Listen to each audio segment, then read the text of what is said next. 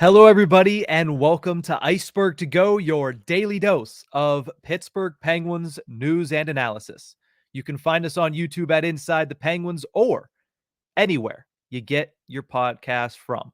Today's a good day to update you on where Pittsburgh Penguins are participating in hockey throughout the world because we have a couple of Penguins players remaining. I think the grand total is 4 players. And of course, General Manager Kyle Dubas, who is still working with Team Canada. So we'll break that down and talk a little bit about some impressive performances along the way here in today's episode. And let's start with the 2024 IIHF World Championships as they head towards the semifinals on Saturday with, of course, the gold medal game and the bronze medal game taking place on Sunday to wrap up what has been a very entertaining World Championships. It's been fun to follow along, not just in the regular avenues of watching on TSN and watching these games, preliminary rounds to quarterfinals, but watching it through Jaromir Jagr's Instagram feed as well. He looks like he's having the time of his life in his home country as they host the World Championships this year. So it's been a fun tournament to this point, and there's been some very interesting performances. You know, Penguins goaltender Alex Nedeljkovic's run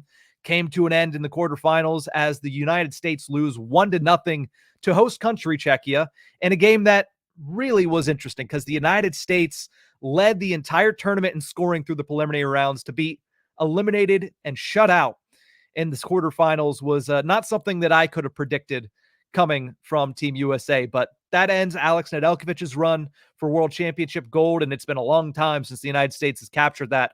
So they're going to have to maybe get a little bit back next year with the Four Nations face-off, and then of course the Olympics back in 2026. But the players and the front office members that are still participating over in Prague, Michael Bunting for Team Canada, he was initially on the first line alongside Connor Bedard early in this tournament, but has since been demoted. He was playing a little bit of fourth line hockey lately for Team Canada. So we'll have to monitor and see what he's able to do against Team Switzerland tomorrow.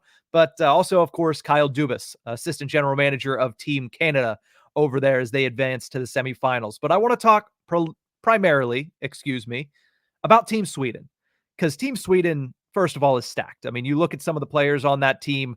Joel Eriksson Ek has been an absolute house of fire in this tournament. Lucas Raymond is incredible. Their defense core alone is impressive as all get out. You have Rasmus Dahlin, a former first overall pick. You have Victor Hedman, the multi-time Norris Trophy winner. But if you're a Penguins fan, you know exactly who I'm going to talk about.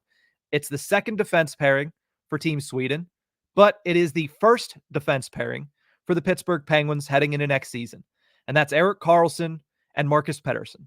They've been a big reason as to why Team Sweden was so dominant, especially in the preliminary round. They went 7-0-0, the only team to go undefeated. They outscored their opponents 35-9 in those 7 games, and they just did not look like they were going to be stopped. Now, Team Finland came close in the quarterfinals, a 2-1 victory for Team Sweden as they knock out Valtteri Puustinen and Jesse Puljujärvi in the quarterfinals. Puustinen picks up an assist in that quarterfinal matchup, and Puljujärvi had a couple of pretty good performances in the preliminary round, but they just weren't enough to slow down a Swedish team that it's going to be hard to predict anybody but them coming away with gold this weekend. And a big part, like I mentioned, was that Penguins defense right there.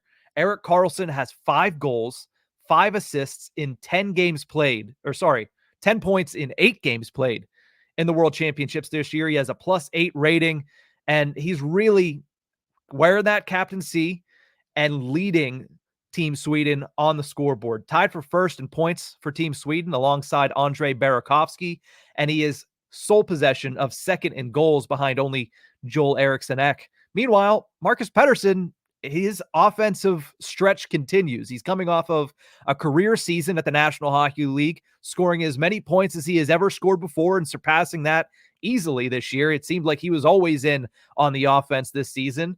He has 2 goals, 2 assists for 4 points in 8 games played over in Czechia. He's a +9 rating through those 8 games played as well. So a really solid tournament for 2 of the most important Penguins heading into next season.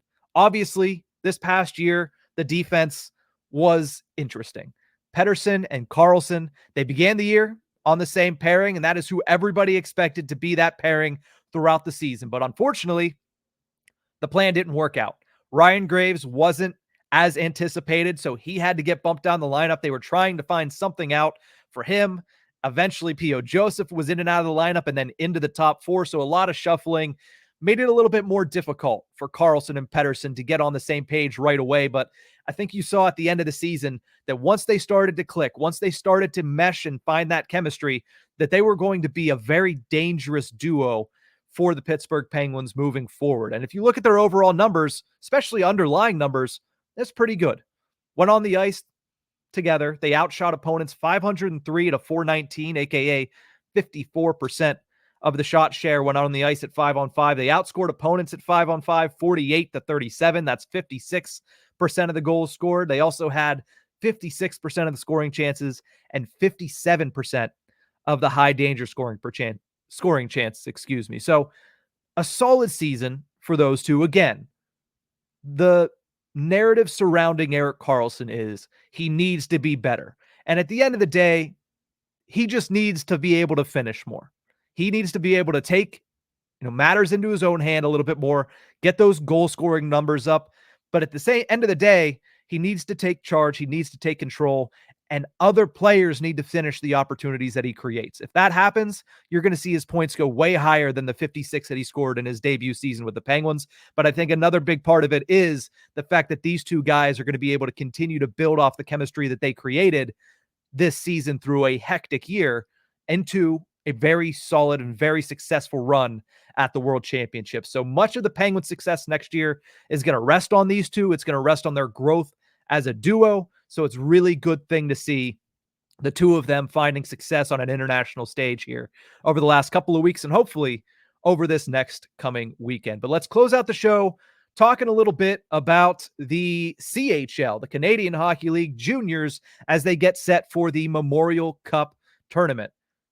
Pittsburgh Penguins 2023 first-round pick Brayden Yager is looking to continue his run, taking the Moose Jaw Warriors to places they have not gone before. First WHL championship in that organization's history. He's looking to continue it starting tonight against the Saginaw Spirit. So obviously, Moose Jaw is a team that has been hyper impressive throughout the WHL playoffs. They swept the championship. They swept the first round. They beat Owen Pickering Swift Current Broncos in 5 games in the second round, and then they won a barn burner of an Eastern Conference final where 6 of the 7 games ended up going into overtime. So now the next chapter, the next battle for them is the Memorial Cup, one of the hardest trophies to win in all of hockey, because you're going champion versus champion versus, I believe, second place in the host league, which I believe is Saginaw and their OHL. So it's going to be a fun tournament. I'm interested to see how Brayden Yager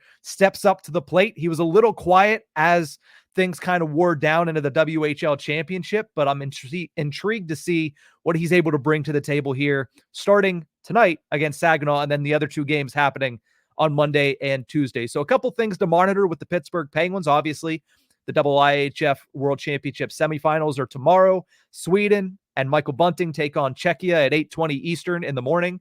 And then, Sweden, which is Karlsson and Pettersson, take on Czechia.